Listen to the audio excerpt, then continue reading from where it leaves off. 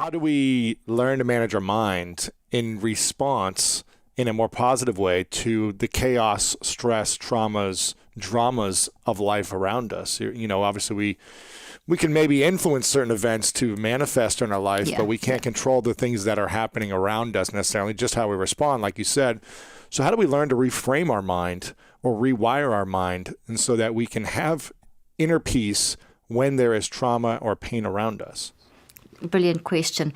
It's a skill that we learn. So that's really nice to know. The sooner, it's never too late to start, but the sooner we start, the better. So I have 4 adult children. They learned this, they grew up with this stuff. And as I've learned new things, they've been my lab rats. So they've been trained in, literally, and my husband. And they all work for me, by the way. They're either all amazing kids or messed up kids. Totally, yeah. We'll have to ask that question. Well, Dominique's my producer, so I think she's sort of doing okay there. But the biggest thing with the mind and managing mind, Lewis, is to accept that depression, anxiety, even the scary words like bipolar and schizophrenia, and then going to the more sort of things like that we can accept, grief, anger, etc. These are not illnesses. This is the biggest message that I probably have. The second biggest. The first is that mind is the source, and if you don't get mind right, everything else, you can read all the great books you want and go to all the great seminars and self-help, but unless your mind is right, you won't ever use that stuff. It's just data. And so there's another step missing, and it's understanding that autonomy, that sense of agency that we have to manage what's going on around us, and to accept part of mind management is not to make the bad stuff go away, but to know how to live in the bad stuff, because it's not going away. So despair, anger, depression, anxiety, these are all completely normal responses. In fact, they're very helpful. They're helpful messengers and warning signals, as opposed to being scary illnesses. They are not neuropsychiatric brain diseases like we've been told. They are actually responses. And because they are responses of our mind in the world, we use our brain and body to express them, because we've got the mind has to have the brain and body to build the thoughts, and then we use that to speak. We're using our physical to store what we've processed and to convert and then to speak. So obviously, if our mind's a mess, our brain and our body will be a mess. But because our brain's neuroplastic, and if we manage our mind, we can change our brain. We can change our DNA. Literally, that's what I've shown in my research. You can literally change your DNA, your blood markers, literally. If you change your mind?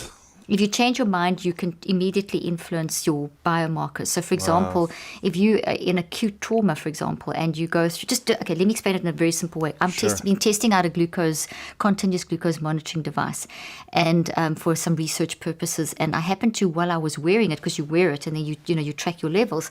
And I wanted to see, in terms of mental health and the neurocycle that I've developed, I wanted to see the impact. And I happened to be going through, we experienced a very acute trauma in our family over December. And in the moment of the trauma, I happened to see on my glucose monitor that my glucose had shot up to 240. Now, that's heart attack level. And I immediately managed my mind through the neurocycle, which is the concept that I've developed, which is just a system. Anyone can learn it.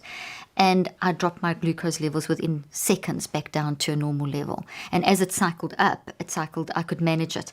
And if glucose is at that level, your cortisol's shot up at that level, your DHEA is dropped, your homocysteines up. All that means is that your immune system is going crazy. Yeah. Exactly. You've got a cytokine storm, like we talk with COVID. And in fact, your brain's immune system and your body's immune system will recognize that traumatic event, or that established trauma, or that mismanagement of whatever, that it will recognize that as an invader, like a virus, like COVID. So you get the same response to a mind thing, a thought, which is the consequence of mind. Think, feel, choose, you build thoughts. Thoughts are made of roots and trees, branches, which are the memories. So thoughts are made of memories, like trees are made of branches. This is toxic. It will stimulate the same response in the immune system as if I had COVID, or if I had a flu virus, or if I had measles or something, or any kind of damage in my body. The immune system sees that as threatening survival, because we are wired for survival. So this is not survival. So your immune system says, hey, that's a threat. Let's send out the army, T lymphocytes, B lymphocytes, macrophages. Let's go fix this thing. And it creates inflammation, which is a temporary state of healing. So initially, inflammation is to isolate to and protect. fix. Yeah. Exactly. Isolate and protect. And then you're supposed to, fix this up and sort this out and find the root cause. And then this goes away. And then the anti-inflammatory factors come in and the inflammation goes away. But if we don't deal with the stuff, and we don't deal with our past traumas, and we don't deal with those patterns in our life that we are enacting, that the constant arguments or these certain, we all have these toxic patterns. No one's immune. We all, and the signals of those are things like depression and anxiety, and those are simply telling you, hey, there's a pattern. It's either a trauma-based pattern or it's a toxic habit you've developed, but that pattern is actually putting your body under tremendous stress, even to the point where your DNA is affected. And I showed in my research that, if you think of the DNA ladder, if you pull out a chromosome, it looks like an X, and where you see my fingernails, pink fingernails, for those of you that are listening, the pink fingernails would then represent what we call telomeres. And telomeres are a proxy for how you are managing your mind. Very interesting. Aren't they also based on how long you'll live as well? If the telomeres are longer? Exactly. Yeah. Totally correct. So those are under attack and dying. You're probably physically going to die as well. Exactly. That's exactly what I showed. So we had subjects at the beginning of in my clinical trial that I put in this book. We had subjects, and I've actually got a picture of this person's, one of the subjects' brains. This is looking inside their brain, and the blue represents someone who's totally depressed, brain flatline, literally. And this person's, all their biomarkers were up there, cortisol, inflammation, etc. But this shows that the energy levels in the brain are very flat. Blue means a very, very depressed, and this person was. Their narrative was tremendous trauma in their life. They were offline. They were battling with work, relationships, lot of stuff. Everything was off. Everything was off. Sleep, you name it. They were ready to check out. What page is this on? This is on page. I should tell you. I should know the page off my heart. 161. Okay, cool. I think you probably got it in black and white in that version that you've got there. So this person's telomeres, when we looked at their DNA and we looked at their telomeres, they will tell you how the shorter they are, the weaker your cells, the shorter your lifespan, the more vulnerable you are to disease. Mm-hmm. So they were so that will show in terms of your biological age. So their telomeres were short and unhealthy. Their ages were in the of this particular subject, and we had a group like this as well, that similar.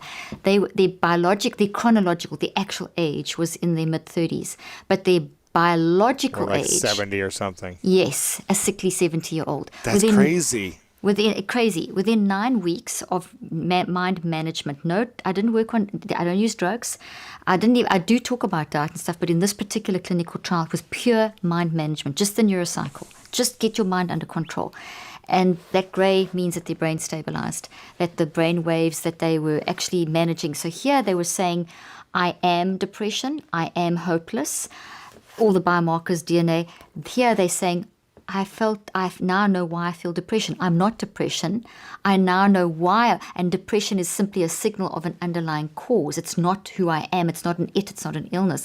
By 63 days, and these numbers are very significant, they were actually seeing behavior change in their life. They were saying, okay, so I know I'll still get depressed, but I know why and I know what to do.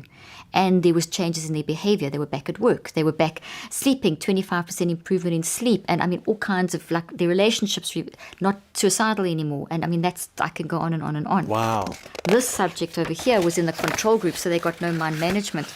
And what you'll see is a lot of red and a lot of chaos. And that red shows complete brain that is like a tsunami in your brain, which the biomarkers were terrible. This person's DNA telomeres were very short. And so with mind management, in 9 weeks, we showed how you can literally change your telomeres, which are your markers for aging and for health, mental health and physical health. And that's pretty unusual because most of the work on telomeres has been done around diet and exercise, which are very significant. It's all about leafy greens and plant-based. Exactly, which is significant. And also there's been some work on meditation, but there's been no, I think this is the first study that's been done on actually doing deliberate, intentional mind work to change. And then we saw significant drops as well in inflammation markers and blood markers. But the biggest thing was their narrative, the person's story. So if we go away from the biology for a minute and we listen to the person's story, that person was offline, they were online, they were living again. And even though, and they had also had this acceptance, and this is what I wanted to kind of circle back to when we started, was life and managing your mind doesn't mean that it's going to be one big rosy, put on rose-tinted glasses. Mm-hmm. That's crazy. It is actually the ability to be okay and at peace with having moments of depression and actually looking for the message and seeing them as helpful. We have this really weird philosophy, which has been about 40 years in the West now, where we look at depression and anxiety and those kind of things as illnesses and neuropsychiatric brain diseases and as bad symptoms that we must suppress, like cancer symptoms you must suppress. So it's been lumped, our misery of life has been medicalized, to quote a brilliant psychiatrist, Joanna Moncrief. So we've got to really watch out for that. But actually, the real truth is that those depression and anxiety are not illnesses. They are just survival instincts. It's telling you, hey, pay attention. There's something going on. You need to go and unpack. Something's not working. Something's not working. Something's not working. And it's manifesting as a pattern that needs to be addressed. And that'll block the greatness. So are you saying, did I hear you say that there isn't a mental health disease? It's more of just a pattern or something that we should be mindful of, but it's not an actual disease? No, it's not a disease. And I know this counters the current philosophy, but if you look at the science, there's a large body of science. In fact, if you interpret all the science around this field and you really look at what's being tested, you actually will see it's not they've been looking for the neurobiological correlate. So they've been looking for where in the brain is depression. And for years we've been told about the serotonin imbalance causing depression. I mean, that's not even, it was a theory, never proven, great for marketing, for selling drugs, and also a simplistic way of telling someone, hey, you're depressed, don't worry, it's chemical imbalance, let me give you a drug to fix it. We want this quick fix mentality. So as medicine has advanced and technology has advanced, so we've become very caught up in the quick fix. But life's not like that. Mind is not like that. Mind is separate from brain and body. You can apply that kind of thinking, not quick fix, but you can apply a symptomatic diagnosis treatment approach to body, to physical brain and body. But when it comes to mind, that there's this gravitational field, this force, this think, feel, choose thing. It's not going to go, a medication is not going to change how you're thinking, feeling, and choosing. It's not going to get rid of this. It's just going to numb your brain. So maybe you don't feel this while it's working. Wow. But at the same time as then when that drug wears off, this is still there. This is still being recognized by the immune system of your brain as a problem. So this is increasing your the longer it's there, the more you increase your vulnerability to disease. Oh my gosh. And this is what gets you stuck. And these are the patterns. So no, it's not an illness. It is a normal human response. Pandemic, we all know that everyone's going on about the next pandemic is mental health. Mental health has always been an issue. Notice from the beginning of time, mankind has battled with life, with issues, with death, with fighting, with war, with whatever. So mental health's not on the rise. But the mismanagement of mental health, making it a disease, has created a whole new problem. Wow. So here we sit with, before the pandemic, they started doing a population study in the mid-90s, and this is when I was still early days of my practicing, sort of 10 years into my work. And I started seeing this trend and I was watching the study where people the decades-long trend of people living longer. So we all hear this message. This is what we've heard. People are living longer because of the advances in medicine and technology. None of us question that. But something happened in 96 that did start questioning that. By the mid-2000s, it was an established, researched fact that we don't live longer anymore, that the trend of people living longer has actually reversed, and that we have a pandemic of deaths of despair, where people are dying from preventable lifestyle diseases, and the age group most being affected are between 24 and 65. So people at the beginning of their career and the prime of their career and through that age group are dropping down dead like flies. And it's considered deaths of despair by preventable lifestyle diseases. So we have to look at the lifestyle disease means that there's something in our body that's weaker. Why? Lifestyle, which is mind-driven. How am I eating, drinking, sleeping? But more than that is, what's my mind behind all of that? How am I actually managing the day-to-day moments? How am I managing the patterns, the traumas, the established toxic habits? What am I doing about that stuff? And that's when we ignore all of that, because this current trend of science is saying, those don't matter. What matters is the symptoms. Let's just look for the symptoms. Right. Checklist, diagnose, label. When you label someone, you chop up to 10 years more of their life. It's like it's adding on. They've shown studies of people with a mental health diagnosis have chopped their up to 20 years off their lifespan. People on psychotropic drugs, because of all the complications and the changes in the brain and the body, chopping up to 25 years of their life. I mean, this is serious. So here we have this already existing, then the pandemic hits. Now another year, they say that there's an additional year being chopped off people's lives. But there's such a contradiction because they're saying, hey, there's this adverse circumstance, grief of loss of people, uncertainty, medical, and not knowing if you're going to live or die, and how long is this isolation going to go on, and economic impact, and whatever, the whole lot. That's trauma, and they're saying that when they're saying, but this is the way to treat it. Let's label it, let's diagnose it, let's medicate it. So here we've come into COVID with a problem, with that stupid philosophy that's created such a lot of problems. And scientifically, this has all been researched and shown. And now we've got the pandemic, and now they want to carry on that system that didn't work to this, which is going to make it even worse. So we've got to shift our narrative completely, and we've got to stop saying that mental illness is on the rise and that there's 1 in 4 people on antidepressants or depressed. 100% of people are depressed and anxious and concerned about this COVID pandemic. 100% of people in the world at some point in their life have and will be anxious and depressed and in grief and sadness and terror and despair and one of the others. A large percentage of the population, and I'm not sure of the exact percentage because no one's really done this kind of research, but estimates it's probably 30-40% of people will have extreme trauma from abuse, war trauma, that kind of stuff, where they'll go down the continuum to sort of the minus 9, 10, 8, 9, 10, if you look at a continuum of 0 to 10, 0 to minus 10. And have things like psychotic breaks and hearing voices and extreme states of distress, mental distress, which are still not diseases. They are simply in that traumatic situation, you're having a traumatic response. Think of someone who's a war vet. I just interviewed a Navy SEAL the other day who was trained snipers. And I mean, the things that he had to do and that his teams had to do, they come back and try and, we all know the problem of trying to, reconcile back into civilian life after you've gone through. Very challenging, yeah. I mean, this is what they're experiencing all day long, stuff that's completely against survival, completely against our human nature. And now instead of them being allowed to process this trauma, they're coming back and being told that they're diseased. And he would tell me that what they do with a lot of, we don't hear this sort of thing, but he told me this, they will inject things like risperidone, which is an antipsychotic, into the spines of war vets because they're a bit psychotic, and they're psychotic for a reason. It's their coping. How do you deal with this? Of course you're going to be angry, you're going to be frustrated, you're not going to be able to love like you did. You have to be able to embrace, process, and reconceptualize. Giving them a drug's not going to make it, not going to help it. In fact, it constrains the brain. It restricts the brain. There's no chemical cure for that. That's just going to add fuel to the fire because your mind's got to work through the brain. So now you put chemicals in, and now that's not going to facilitate change. We have to do something. So it's like a narrative. Do you feel like is there such a thing as a chemical imbalance in some people? When they say, I have a depression, it's a disease, or bipolar, or I have this mental health disease, or I have a chemical imbalance, I was treated with this, don't try to say I don't because this is who I am.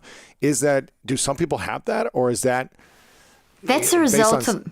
Go ahead. The narrative of I have a chemical imbalance and my depression is from chemical imbalance is a narrative that is the only explanation that people are being given. They're not given an alternative an alternative narrative. So the most important thing is that anyone listening to this podcast, I want to validate your depression, your anxiety, your grief, your despair, your PTSD, whatever label you've been given. I want to validate that doesn't need to be validated with a disease label. You're not diseased. You're not a broken brain. Your brain isn't defective. You are going through something. So you aren't something. You aren't that. You are going through something. You're experiencing something. You're experiencing something, and you've coped in the only way that you could cope in that moment. So it created this adverse response because it was an adverse situation, and you were just trying to cope. So what we have to do is go through a process of embracing and processing and reconceptualizing. So the important thing here is to recognize that chemical imbalance isn't the cause of your despair. The cause of your despair is what you've gone through and what you're going through, and not knowing how to manage it and how to deal with those thoughts that are driving you crazy, and those flashbacks and the trauma of the flashbacks, and going back into those situations of the rape or the abuse or the war trauma or it will drive a person crazy. And that's not crazy in the sense of illness. It's crazy in the sense of your mind is like this erratic tidal wave around you, and it's going through your brain, and you've got these and your immune system and everything screaming out to you and saying, hey, let's fix this. So A disease label invalidates it. And for a moment, it might be nice to know, okay, well, there's a label to how I feel, because it kind of gives us feels like we've got a bit of control. So initially, that gives you comfort, but don't see yourself as that. It's better to say, I'm experiencing post-traumatic stress issues because of what I've been through versus I am PTSD, or I have the sickness of PTSD. Right. It's better to say, I'm experiencing symptoms of bipolar, these intense swings because of my whole story, than saying I have bipolar, I have a chemical imbalance. I mean, just researchers coming out the other day showed that we've got to stop saying this. The top psychiatrists that lead this field will tell you we've got to stop saying this, that there's no ways that serotonin imbalance, you can't even measure that.